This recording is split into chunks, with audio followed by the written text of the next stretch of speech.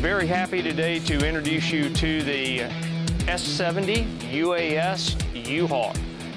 This is a modified H-60 Lima aircraft where we've gone in. As you can see, we've removed the cockpit section of the aircraft, we've removed the crew stations, and instead we've installed a ramp and clamshell doors to enable support to the maneuver commander. We've also gone in and removed the mechanical flight controls of this aircraft, adding in a fly-by-wire capability. So this aircraft has gone from human control to fully autonomous capability, and we use a tablet to fly this aircraft.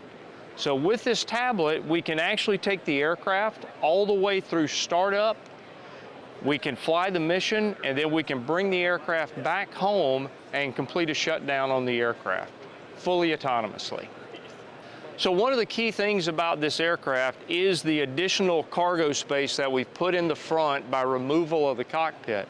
What this has done is given us an increase of over 20% of space inside the aircraft, and we've also have additional capability for expanded loads, both internally and externally.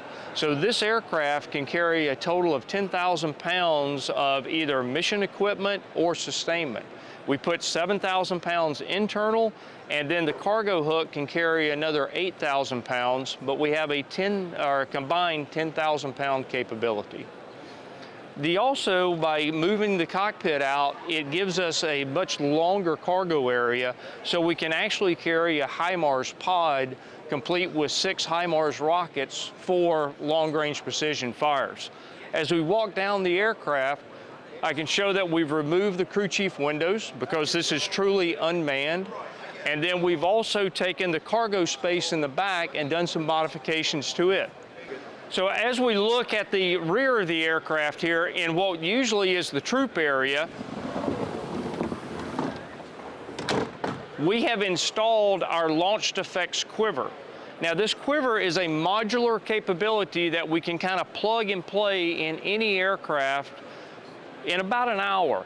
So it's a completely standalone capability where we bring in multiple launched effects and a C2 node that enables a maneuver commander to dispense these launched effects in support of their operation. Now this capability is both on the air side, and we also have a model for ground implementation too. So we have both a ground and air quiver. The unique thing about this configuration is the fact that we have short-range launched effects, and then we also have medium-range launched effects. So it enables that maneuver commander to kind of blend and kind of change his loadout, if you would. The other thing is each of these launched effects have multiple different payloads. So we could do a radio frequency detection, we can do EOIR capability, and then we also have a variety of kinetic payloads that could also go into these launched effects.